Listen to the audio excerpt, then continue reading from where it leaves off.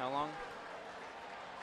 It's Pack the House night at Nickerson Hall. We've got a great game for you. The number one team in the GLVC against the McKendree Bearcats. Of course, I'm talking about the Indianapolis Greyhounds. I'm Nathaniel Finch. That's Drew Ranke. Our sideline reporter, who we will hear from in just a moment, is Giselle Valentin. But, Drew, we've got a great matchup in front of us. Two of the top four scorers in the conference will be on the court wearing the purple jersey. Number 5 in scoring will be wearing a Greyhound jersey. It should be a great game with a lot of high-powered scores. Keep an ear out for Bryson Boltman. You're going to hear his name quite a bit. He's arguably the best player in the GLVC. And they could have all the high-power scores they want, but we have the number one defense in the GLVC, and bolstered by Kendrick Choa here. I mean, he is the man in the middle that's going to hold down the defensive end for the Greyhounds. Now, on the offensive end, they have Jesse Bingham. Just hit 1,000 points last week, and he is just somewhere all over the court to be worrisome if you're McKendree. Should be a great game. Let's go down to the sideline. Giselle, what do you have for us? As Nathaniel mentioned, it is Pack the House night here at Nickerson Hall as starting lineup introductions gets underway here shortly. We saw a huge turnout for the women's team, but more fans are slowly making their way to support their men's team. There's so much going on. Free pizza, free t-shirts, free jerseys, a bouncy house, tic-tac-toe. It doesn't get better than this. Back to you guys. Thanks a lot, Giselle. We've got a great game in front of us, and it should be an exciting one. Drew, I mean, come on. You can't write this any better. Look at these two of the starters for McKendree. Top 4 in the conference in scoring. They've got a 5th that's inside the top 20. This is a high-powered starting lineup for McKendree. After that, not a lot of depth, though. That's what we talked about. Unity has the advantage. A lot of depth for this Greyhounds team. They're fit. 6 guys can kill you. Yeah, and they come into this game, like you said, with a lot of depth, and it's really somewhere that starts with Bruno Williams, David Eja, and Jarvis Walker for the Greyhounds. Looking at the starting lineups for the Greyhounds, Josiah Tynes, your point guard, a couple shooting guards, and Jesse Bingham and Bruno Williams, Jacoby Robinson in the 4th spot, and finally, down low, you're going to hear this name quite a bit. Number 1, Kendrick Choa, top 25 in Unity history in rebounding, and man, is he a pleasure to watch. Kendrick Choa. Number 1 in the nation in field goal percent shooting. He is a great player.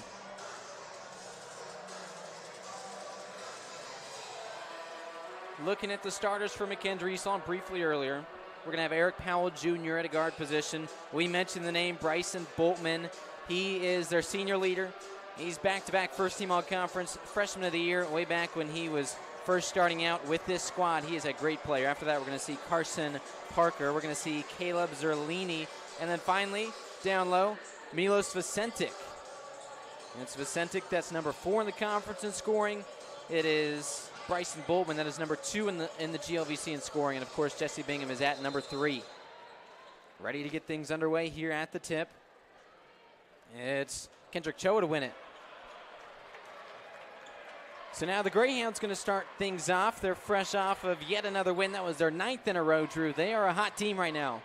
Yes, they are, and they're one of the hottest teams probably in the country. I mean, they've come off their 9th straight win, 15-2 on the year. They're just playing really good basketball at the right time right now. Bruno Williams, who hit the 3 to start the last game against Maryville on Monday, a big win for them. He tries to drive and can't get it to go. A nice rebound for Carson Parker. Gives you 5 of those a game. And last time Carson Parker played the Greyhounds, he had 10 points, 5 rebounds, and 4 assists off the bench. So him starting here tonight might be something the Greyhounds want to look out for. That was a win for McKendree that last game, 78-71. The game was in Lebanon, Illinois, about 3 hours away from here. So we've got a nice little look at Vicentic on the inside, trying to maneuver his way around and drops it in. That was an impressive showing on offense. Yeah, great move down there low on Choa. Got his elbow around and right up for the basket.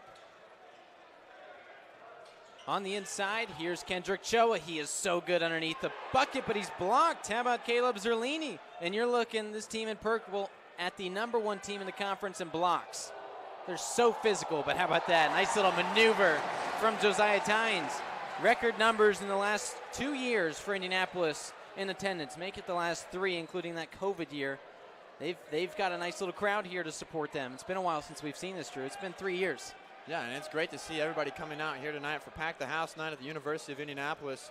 A great atmosphere for some great basketball ahead of us. A 3 from the big man, Vicentic, and he can't get it to go. Rebound from Jacoby Robinson. He's so good at those. 7th in the conference in defensive rebounding.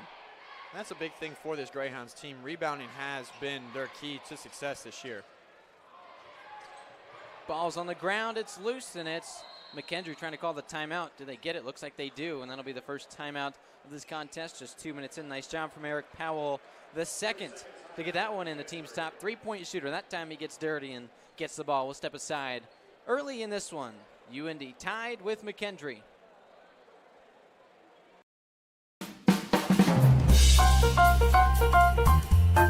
Hey, it's Giselle here on 88.7 WICR. 88.7 The Diamond, the only jazz and classical station in Indianapolis, completely led by the students of the University of Indianapolis. Listen to us on iHeartRadio, TuneIn app, FM radio, HD radios, or even on our website at wicronline.org, a different kind of public radio.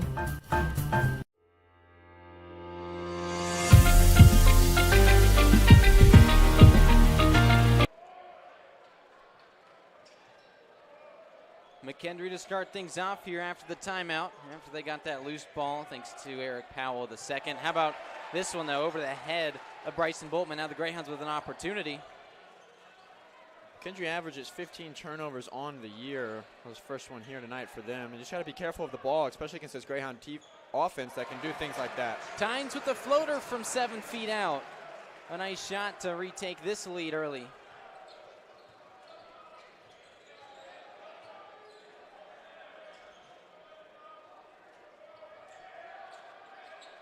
The Bearcats, keep an eye on them beyond the arc because, man, they are one of the best three-point shooting teams in the GLVC. Third in three-point percentage, first in three-pointers made. They like to put up shots from beyond the arc. How about this block, though? Looks like a little too much contact. Jacoby Robinson hit the hand of Milos Vicentic a tad bit too hard. Yeah, you were talking about the three-point percentage and three-pointers made a game. I mean, 10 made per game is a lot, and especially in college basketball. That's just something you really don't hear about. This Greyhound defense really needs to be attentive towards the arc and not get too sucked in towards the lane. Vicentic, an 80% shooter, gets the ball hopping around up there, misses it.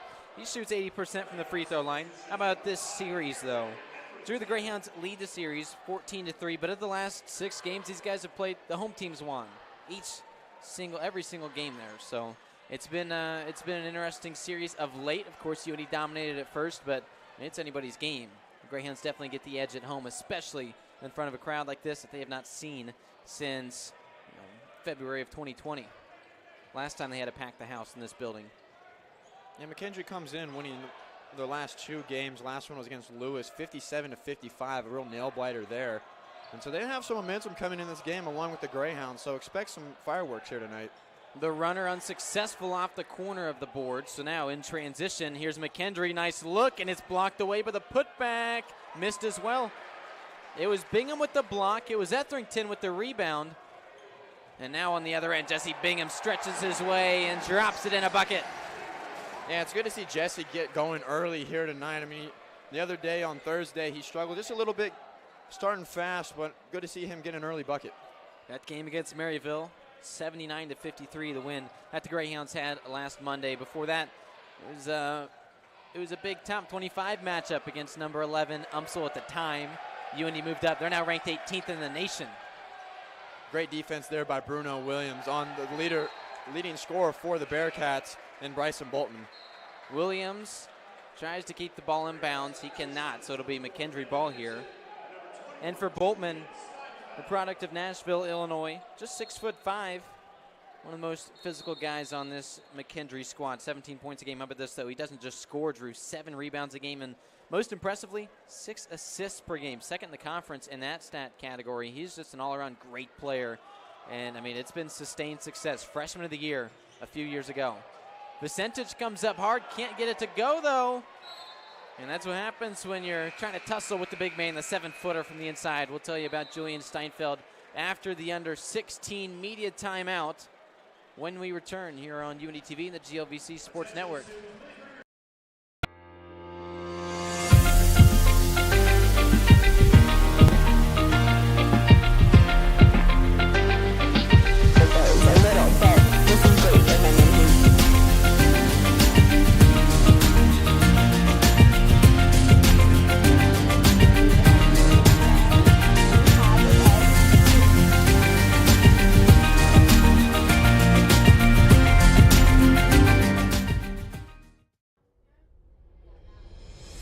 award-winning news coverage.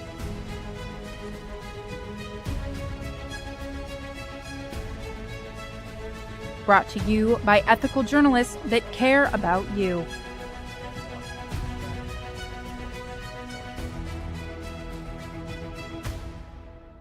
We have you covered on crime, latest on sports, and the best in entertainment. This is UIndy TV News. It's been 3 years since Pack the House night here today, and a huge storyline for today's game is the amount of crowd support here to support their Greyhound team. Coach Cassaro telling his guys early on in the huddle just to keep fighting and keep that momentum going on early to finish out the rest of this game. Back to you guys. Thank you, Giselle. Back in action here.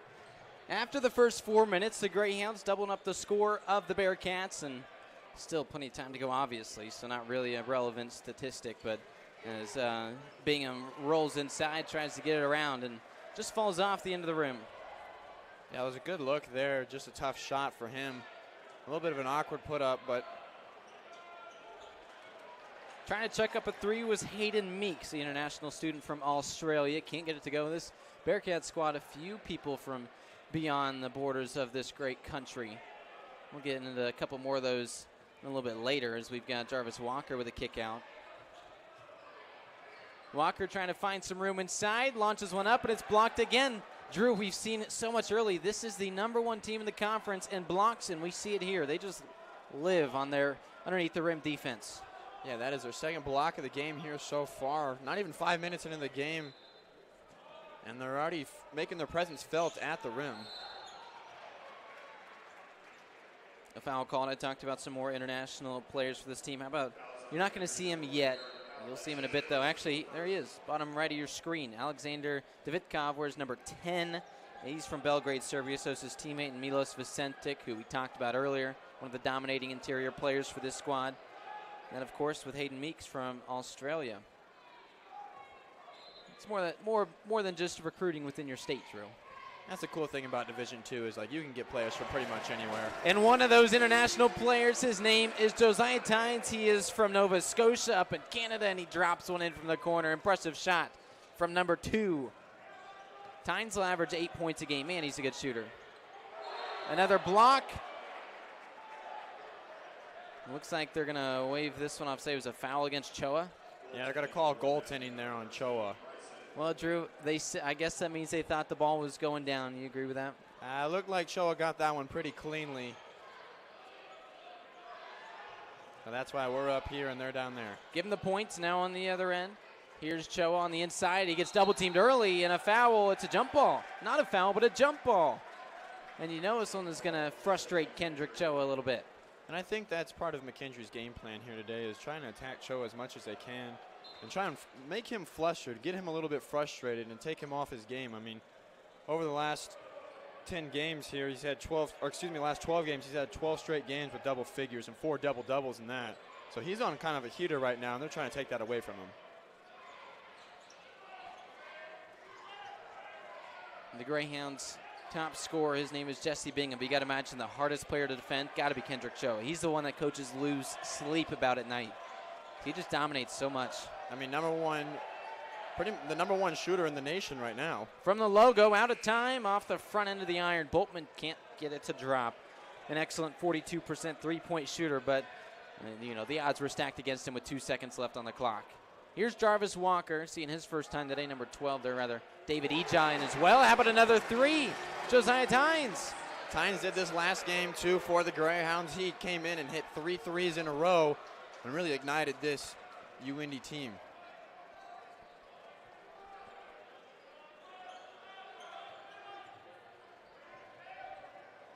The Bearcats trying to find some semblance of offense. Only 5 points to their name through the first 6.5. And I'll credit that to the UIndy defense. They're playing really good right now. Boltman with the fadeaway as the buzzer hits and he can't get it to go. Greyhounds with some great defense, but how about the transition offense? Choa with the layup, but it just rolls off the end of the iron. And a collective from everybody inside of Nickerson Hall. Choa tried that Euro step to get the bucket.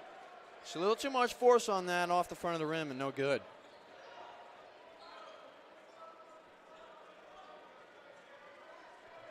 This defense holding up for 30 seconds per possession. The last 2 have gone to the buzzer. We'll see if this is similar. There's just 5 seconds to shoot.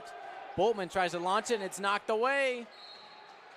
How about that? 3 straight possessions where a shot's not able to get off in time. This has been a great defensive effort to this point in the game. I think that really showing the strength of the UND defense. I mean, they're forcing McKendree to take shots they don't want to take, and that's pretty much unheard of for this offense. Like we talked about earlier, 10 made threes a game, shooting 38% from beyond the arc.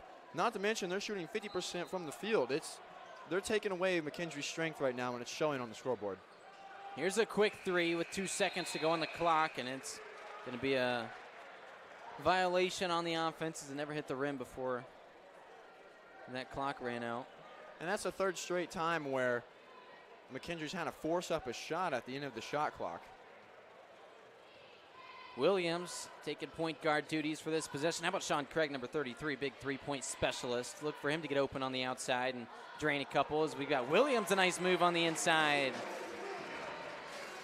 And Bruno was such a fantastic pickup for Coach Casaro here over the offseason. He's really provided that defensive spark, offensive spark, just a great team leader.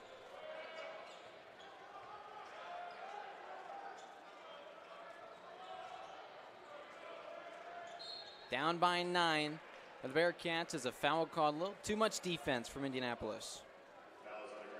That's okay right now. I mean, only 2 fouls here on the early going for the entire team. That's pretty good for this UND defense.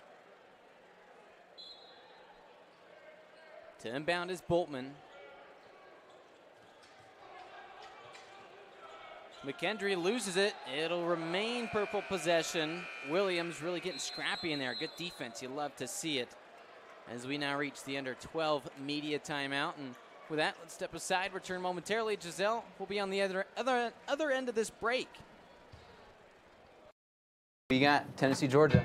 Georgia, easily, man. Come on. Tennessee's 8.5-point dogs. Easiest spread of all time. How? Because they're good, and Georgia's played nobody. At least Georgia has a defense. Oh, come on. You're an IU fan. Your opinion doesn't matter. My opinion doesn't matter. The only thing you know as a Purdue fan is how to lose to a 15 seed in the March Madness tournament. We're bowl eligible, my guy. Are you? Make sure to tune in to Last Call Monday nights. We'll talk about Division I football, give you plenty of UND sports, some interviews in there as well, and then plenty of pro sports, whether it be NFL, MLB, the whole shebang. Yeah, and there's at least one guy that knows what he's talking about.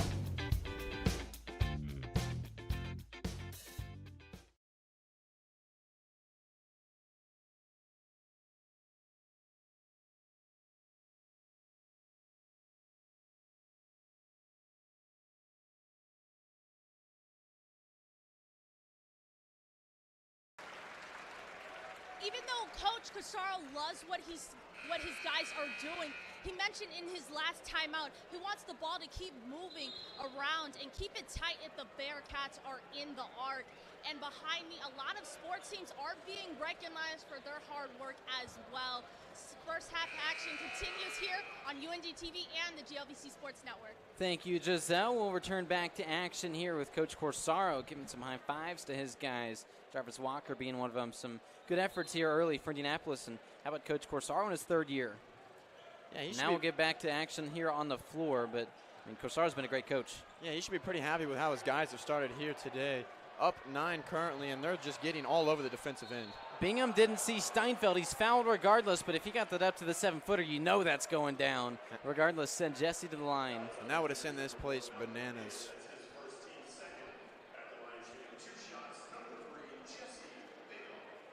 I don't think that they record the dunk statistic here in the GLVC, but I'm sure if they did, the Greyhounds would be right at the top of the list. We usually see 4 or 5 of them a game at times. One of which from that man right there, number 3, Jesse Bingham hit his 1,000th point on a slam. Yeah, I mean, you have Kendrick Choa banging at home. You have Jesse Bingham slamming it down, and you have the big 7-footer at all times. He's just a threat to throw anything down. Carson Parker to lead the offense.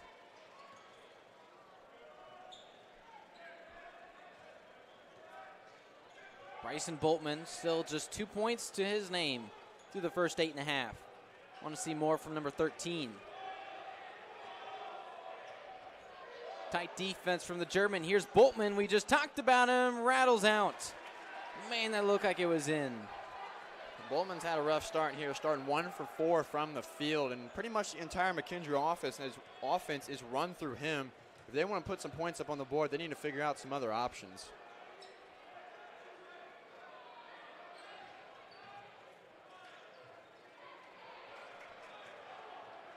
In transition, the Greyhounds have numbers, so you got to imagine McKendree just got to retreat a little bit. Here's another three. They need some quick points, and they still can't. Drew, this has been the difference for McKendree. They're used to hitting those shots, but you know something's off. Yeah, 0 for 6 so far from beyond the arc. They really need to try and change up their strategy here. I know that's what they've been running with all year, but you got to try and do something different. Only 5 points through halfway through the first. Bingham, just off.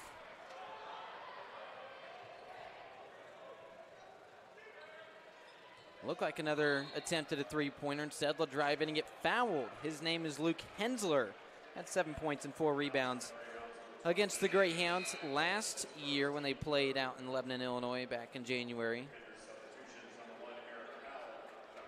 And, of course, just like we had mentioned earlier, they had a home and away series last year. The home team won both. They've done that the last 3 years. It's been a tight little rivalry over the last couple of years, the Greyhounds and the Bearcats.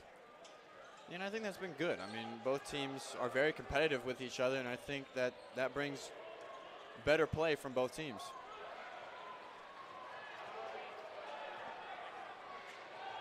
Nickerson launches the pass across the court. Bruno Williams now to Bingham, and he tries to slide it in. They're going to say a foul. Let's see who they end up calling this one against. It could probably go either way, but it'll go against the Greyhounds, and it'll go against Julian Steinfeld, who went down kind of hard. He's a little worried as he slowly heads to the bench. He had a knee injury early in this season. The way Jesse went up to the basket there, I thought he was going to jam that one home, but he just was met by a wall there in front of the bucket by Carson Parker. Notice McKendree defense playing very impressive on the inside. They're really shutting down Kendrick Choa, still scoreless to this point, only a rebound to his name. Really doing a great job on these inside plays, but it's just been the Greyhounds' three-point shooting that's given them this lead. And plays like that where you turn the ball over. Milos Vasentic knocks it out of bounds. Yeah, the Bearcats have not had a bucket in the last 5 minutes. And the Greyhounds are kind of slumping too. Over the last 2 minutes, the Greyhounds haven't scored. So both teams really need a bucket pretty desperately right now to try and get their offenses revamped.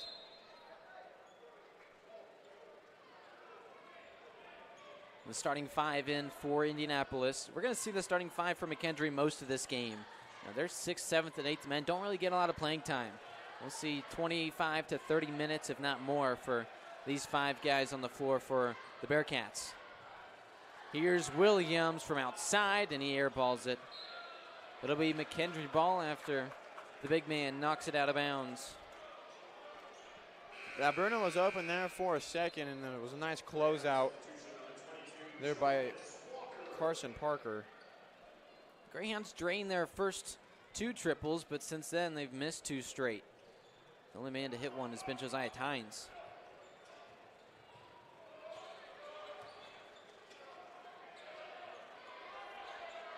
Here's one from downtown. It's another miss. Eric Powell can't get the team's first shot from downtown to fall. Choa coming down with his 2nd rebound of the game. Robinson kicks it out. Tynes thought about a 3 there. Instead, he'll go up for the 2-pointer, and it's a lot harder of a shot. Gets rejected. And a foul. We'll see 2 shots here. Some more harm. Quite a bit of fouls here early in this one, at least for the Greyhounds. Called with their 5th there. That was Tynes' first. Yeah, and both teams are struggling a little bit from the field, and it's just kind of, I think both teams just need to relax. There's a lot of people here. There's a lot of energy on both sides, and I think they just need to get into the flow of the game. And the short drive for the Bearcats, I'm sure that they traveled a good chunk of fans, at least more than the away team usually travels to Indianapolis, being the furthest team out east in the GLVC. Here's a triple from the corner. Another miss we've seen so often. There's just a lid on that right side basket. Yeah, 0 for 8 from beyond the arc still for the Bearcats.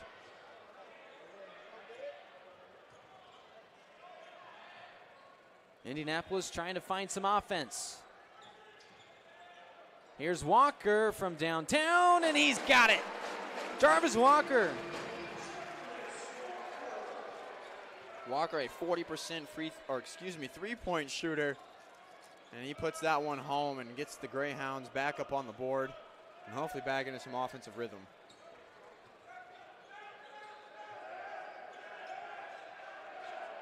Inside, the easy feed and the easy two for number 2, Carson Parker. That's his first bucket of the day. Both teams are starting to find a little bit of groove here, and hopefully this continues throughout the last 7:40 of the first half. From the corner, Walker, who hit the last one, gets called with the charge. Called the 6th foul of the game. That brings us to the under 8. More next, UND TV, GLVC Sports Network. Award-winning news coverage.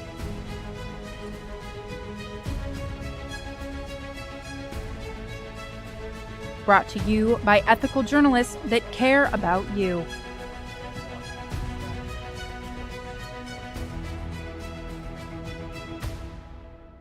We have you covered on crime, latest on sports, and the best in entertainment. This is UND TV News.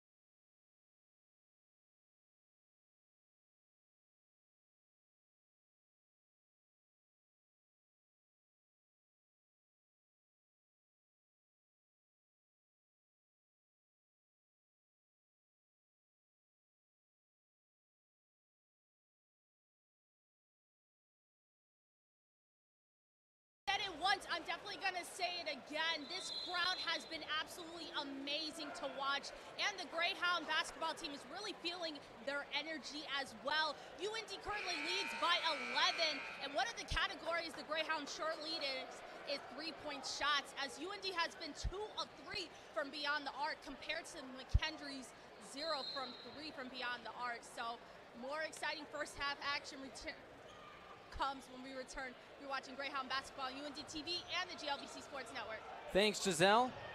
Hurriedly back on the floors. We've got some action here to our right. How about the steal? How about this one from Kendrick Choa, up high and down low? The roof falls off of Nickerson Hall. He was just waiting for that one, and it was a great slam there by Choa. Cocked back the right hand, sent that one home. Greyhounds up by 13.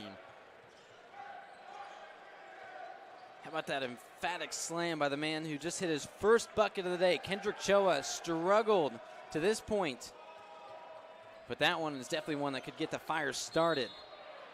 Foul on the inside, the 7th foul, already bonus shots, Drew. Looked like Carson Parker, when he was driving there, it looked like he kind of lost his footing on his own foot. Luckily enough, he was called for or got the foul called against him and sent him the line for 2 shots.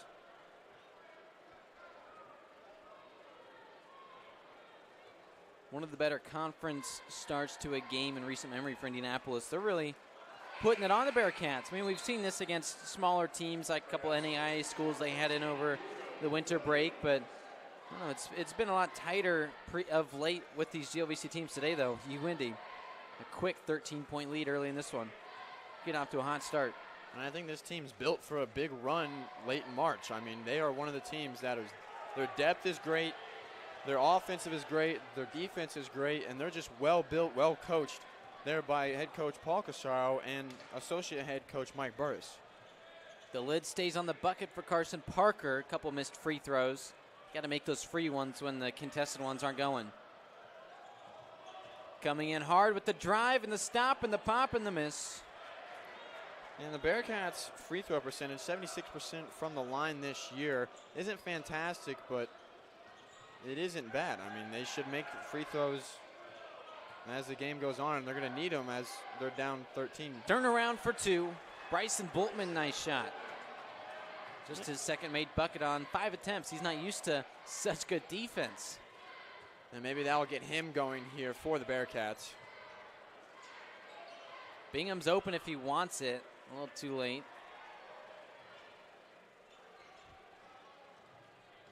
10 to shoot. Williams turns around himself, but it rattles out. Put back is good. Kendrick Choa does what he does best. For Choa, he's number 1 in the conference in offensive boards. We already talked about how good he is with such a good field goal percentage. He makes 75 of his shots, 75% there. A long two, a very long two, and it's good. Do you count that in your mind as the three-pointers? That gets you maybe some confidence, especially with this turnover. A 4-on-2. Bryson Boltman with the put up and the drop in. How about that? Boltman to Caleb Zerlini, who gets his first bucket. And a timeout called, a timely one for Paul Corsaro. Let's step aside. When we return, we'll tell you all about McKendree's head coach, George Suggs. That's next.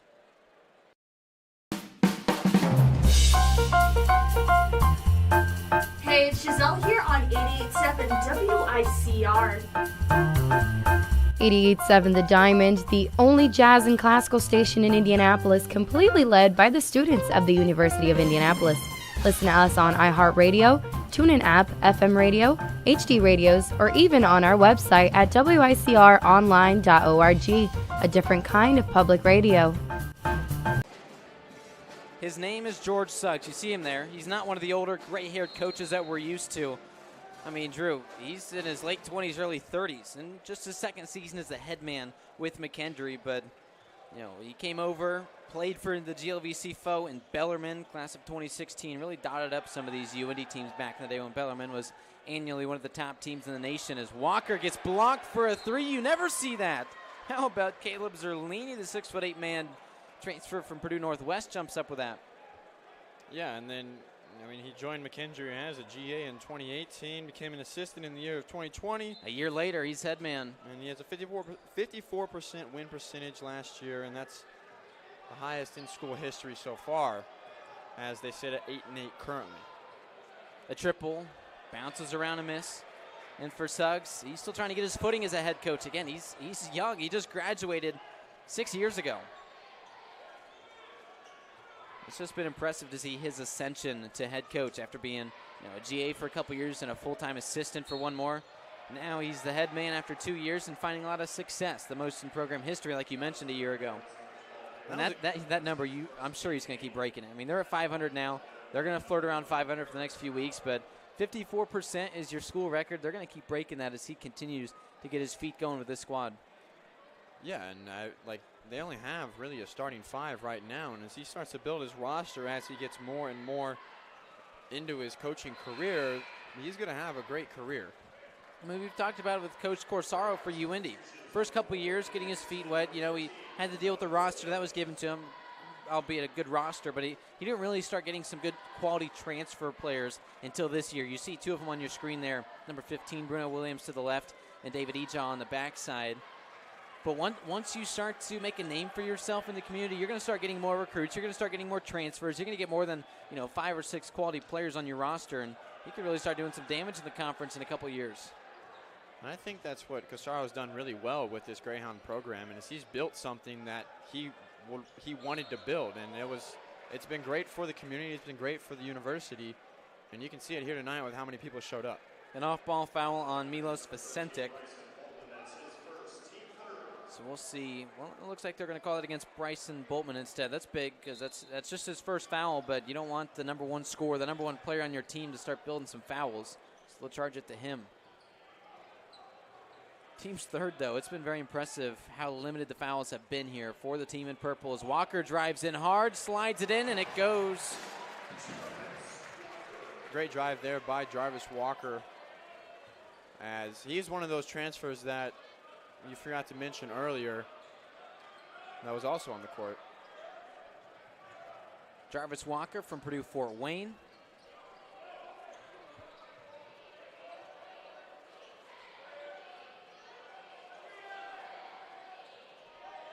Boltman's going to pass it inside, count it as an assist. No, it spoke too soon, it fell out. Trying to keep it in, the Greyhounds can't, and here's a free bucket for Milos Vicentic. He missed the first shot, but got second life. It's a very unfortunate turnover there for the Greyhounds as Nickerson tried to save the ball and just threw it to the wrong man. Nickerson tries to get it in, but just a tad too short.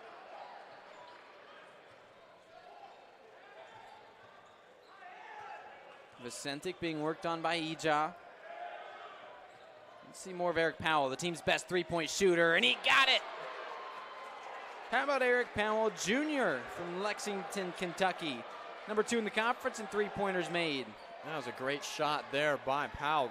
Even withstood a little bit of contact. Yeah, no, that was very fantastic. And got McKendree right back into this game, now only down 4. Walker looking for an answer. Can he do it? No, nice play on the inside. Boltman, again, he's not just a scorer, guys. How about this? A 25-foot three, and it's a tad short. You want to take a step up if you're Eric Powell, but for Boltman, good defense on the inside, too. Keep an eye on that. That was a huge heat check there for Powell, as he pretty much pulled up from 7 feet beyond the three-point arc.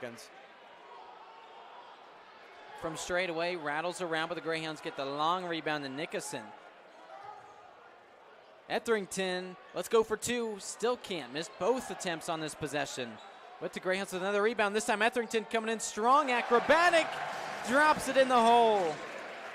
I like the transition there right in midair, and he put that one up. And he halts the 5-0 run for McKendree. They've brought this within 6 as we see the under 4 media timeout. Let's come back in a moment. UND TV and the GLVC Sports Network.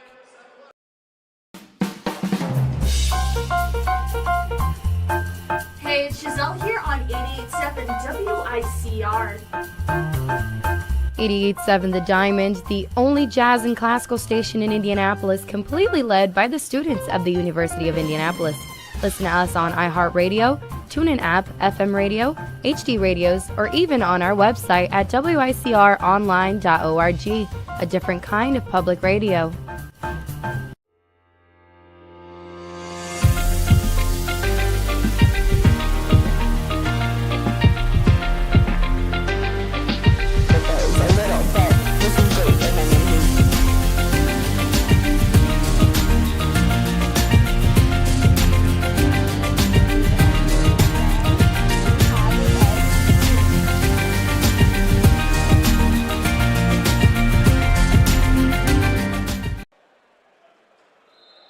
Good morning, Greyhounds. Scheduled to resume production here in about a week, so keep an eye out on that and our other shows on UND TV's YouTube.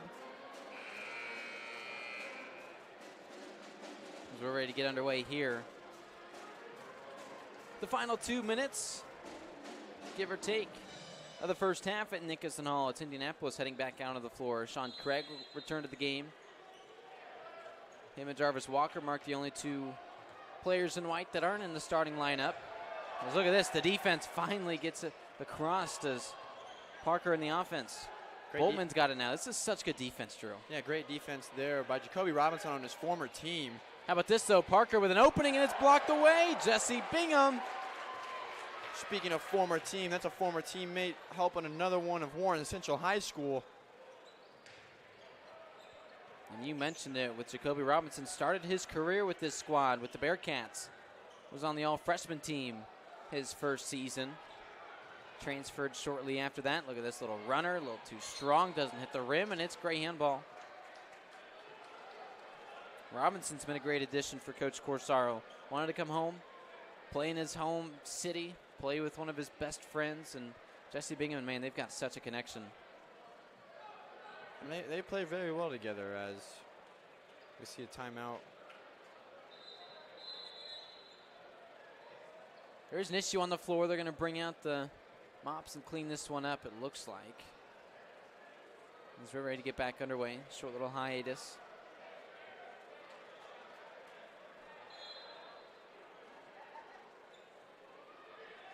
In the first half, just 70 seconds to go. Here's the big man, Choa, spins around. That's a tough shot, and he's fouled.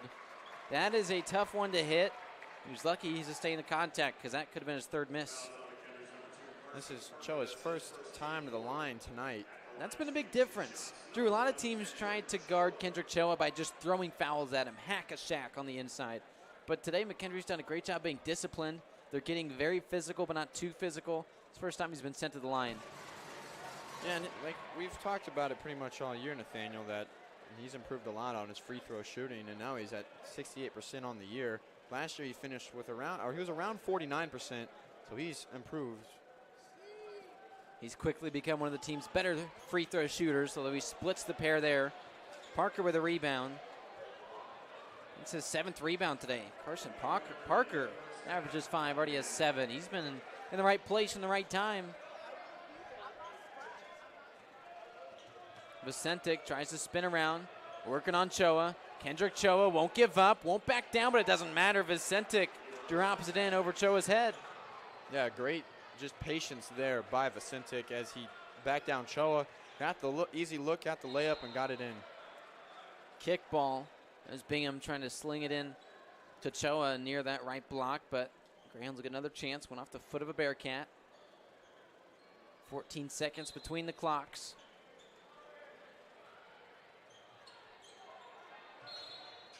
A whistle as Bingham was trying to find some space.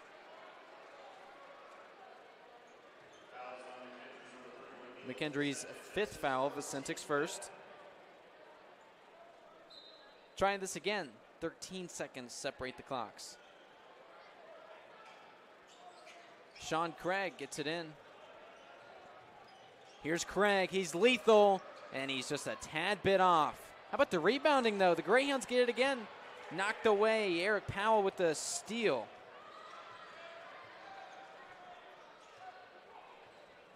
Eric Powell the 2nd. Averages 13 points a game. Today has half of that. Boltman crosses the double team. Ball's in the backcourt. 3 seconds to shoot. Powell's going to have to throw up a prayer. He does just that, and he's off the mark. Up by 5 of the Greyhounds at halftime. Let's step aside when we return and interview with Coach Paul Corsaro.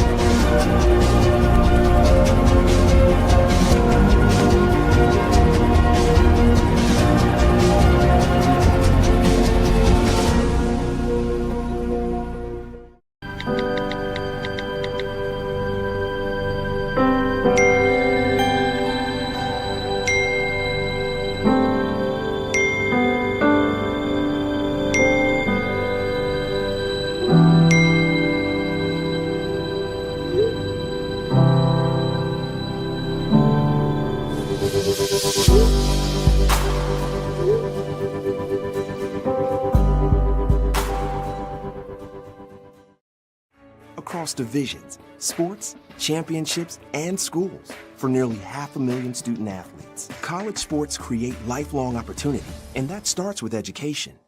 We've raised the academic bar, so more are earning degrees, creating healthier campuses by working with the nation's brightest minds, and making sure more have the chance to succeed and are supported on their journey. But beyond the numbers, it's about opportunity, and we're working to provide it for every student athlete.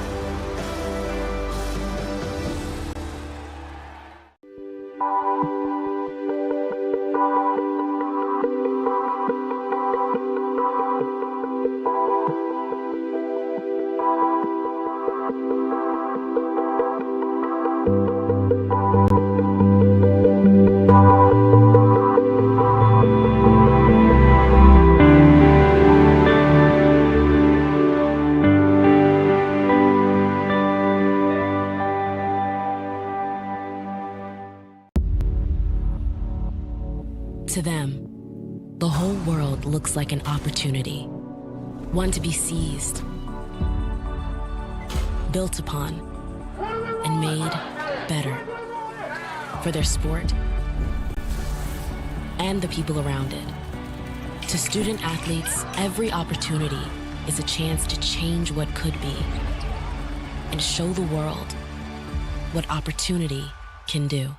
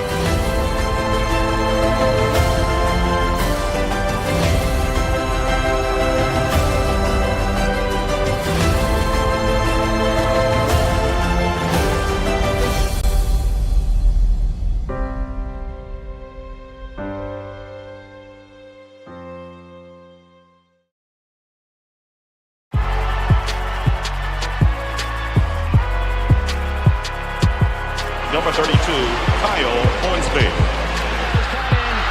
Inside the 30, touchdown. Michaela Burgess. An incredible finish by Hall. The NCAA and its member schools offer nearly 500,000 college athletes a path to go pro in something other than sports. Learn more at ncaa.org.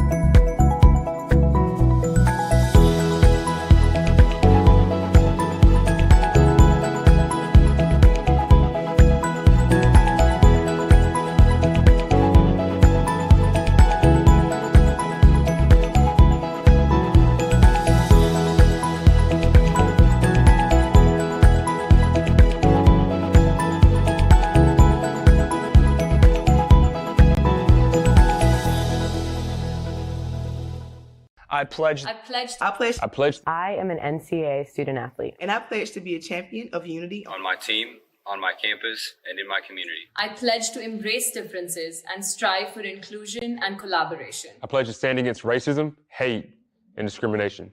I pledge to strive for love, care, and forgiveness. I pledge to stand against silence, deceit, and obscurity. I pledge to strive for dialogue, truth, and understanding. I pledge to stand against fear and doubt. I pledge to strive for trust and belief in one another. I pledge to stand against complacency and stagnancy. I pledge to strive for change and growth. I commit to supporting my fellow student athletes in all circumstances that impact them. I commit to both choosing unity personally and encouraging it for all. I pledge these things because we are stronger together. United as one. In life, things aren't scripted. If you're an athlete, we need people like you and translate those skills to officiating. You can get a lot out of it. It happens in every town, in every game. We never have a perfect game, but the rewards always outweigh the negativities.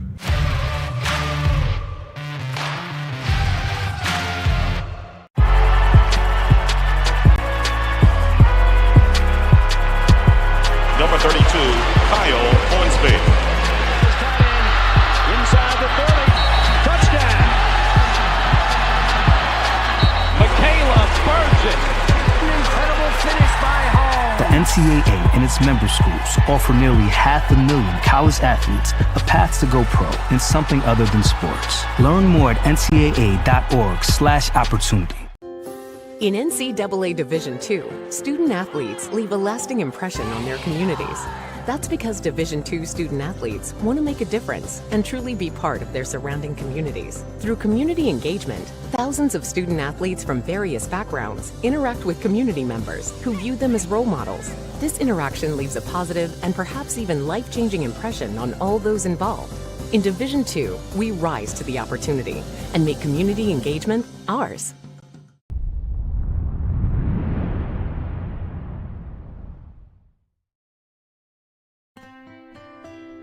Well, that's so many memories, I would say.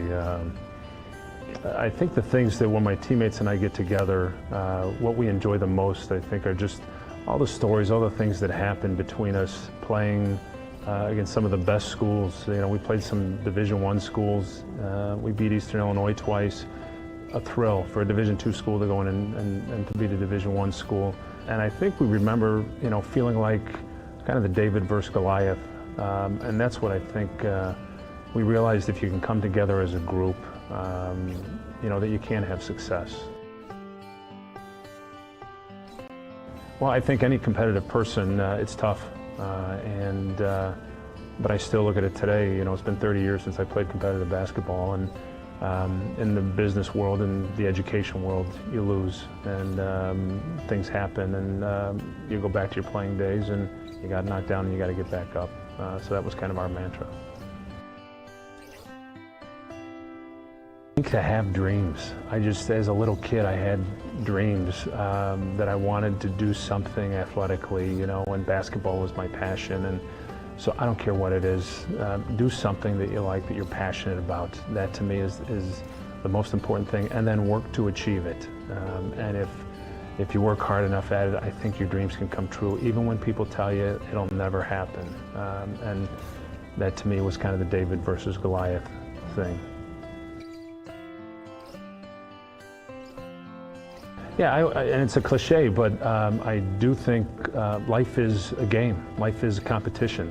And I think I was prepared because I competed in college, and I say the same thing to people. You kind of those same attributes. You have to work hard, you have to practice what you want to do, and you have to believe in yourself, and you have to have those dreams, and you put that package together, and I think it's a pretty good package for success. Hi, I'm Larry Tucker. I'm a former NCAA student athlete from Lewis University.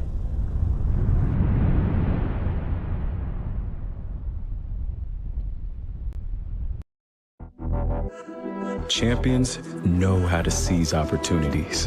When they see moments of greatness unfold right before their eyes, they push as hard as they possibly can, and then they push harder. Because the heart of a champion never settles, never quits, and never stops giving its all. We are champions. We are Division II. We go big, we give it everything we've got, and we win. On the field, on our campuses, in our communities, for our causes, in our careers. We rise to become champions in everything we do. We are Division II, and there are no limits here. We make our time count. We set our own path. We become champions on our terms. It's time to up your game, because we're here to play and learn. But most importantly, we're here to discover ourselves, our vision, our heart, our drive, to achieve every goal we aim for, because we want to be champions at the highest level, life. At Division II, the opportunities are here. Are you ready?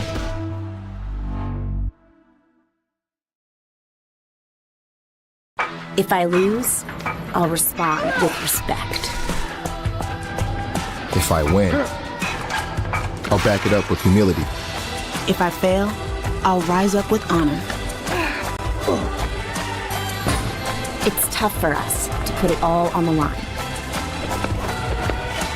Don't undo my hard work with poor sportsmanship. Respect. It's the name of the game. I pledge. I pledged. I pledge. I pledge. I am an NCAA student athlete. And I pledge to be a champion of unity on my team, on my campus and in my community. I pledge to embrace differences and strive for inclusion and collaboration. I pledge to stand against racism, hate, and discrimination. I pledge to strive for love, care, and forgiveness. I pledge to stand against silence, deceit, and obscurity. I pledge to strive for dialogue, truth, and understanding. I pledge to stand against fear and doubt. I pledge to strive for trust and belief in one another. I pledge to stand against complacency and stagnancy. I pledge to strive for change and growth. I commit to supporting my fellow student athletes in all circumstances that impact them. I commit to both choosing unity personally and encouraging it for all. I pledge these things because we are stronger together. United as one. From court to court and lane to lane, under the lights or under the sun, no one delivers Division II sports like NCAA.com. The center of D2 is inside the NCAA.com hub, with exclusive highlights of every sport and live broadcasts of every Division II championship found nowhere else. Make NCAA.com yours, the home of Division. Welcome back out of the break. Let's go down to Giselle with Coach Corsaro on the sideline.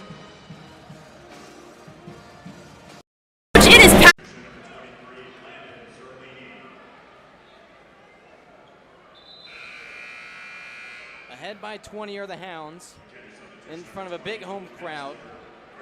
Not quite what it used to be back when the Greyhounds were hitting NCAA tournament appearances seeming like every year, but I mean, they're really starting to build something special here. I'm sure the Hounds would love to continue getting some bigger crowds game by game. And Drew, I think it's going to happen. You got to get the awareness out there that this team could build something special. Ranked 18th, you know it's going to increase on Tuesday afternoon. Yeah, and I think that Nickerson has really provided that atmosphere here today. As we see, a bunch of people came out to support the Greyhounds men's and women's basketball team. I think it's one of the best atmospheres in the country.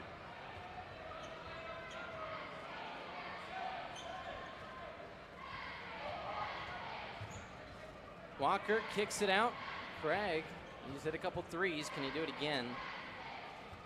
Makes a smart decision. Kicks it to the corner. Williams from downtown.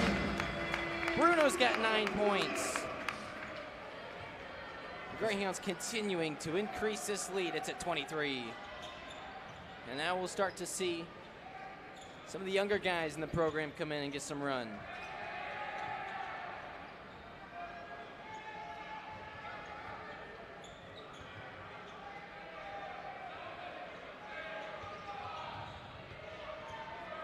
.60 seconds to go, faking the three, taking one, and he can't. Been the story of the game, missed threes for the McKendree Bearcats. They are just 2 of 18 now.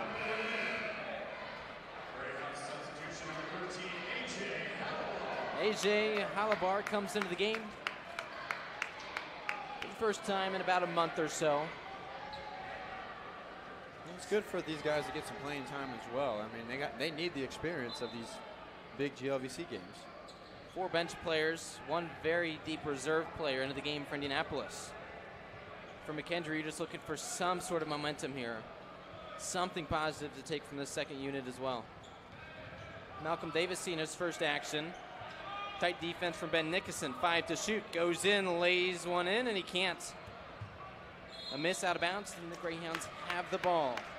And it's just been, you know, that type of action for the last 5 minutes or so. Even working on the second and third unit, they can't get shots to fall. Now they're going to finish 2 for 18 from beyond the arc, and that is probably a season low for them this year. 5 seconds separate the clock. Are you going to see anything here, or is Walker just going to dribble it to 0 and hand the ball to the opponent? They might get it to the new incomer, AJ. No, Walker wants to do things himself. How about that? You got it, Jarvis Walker.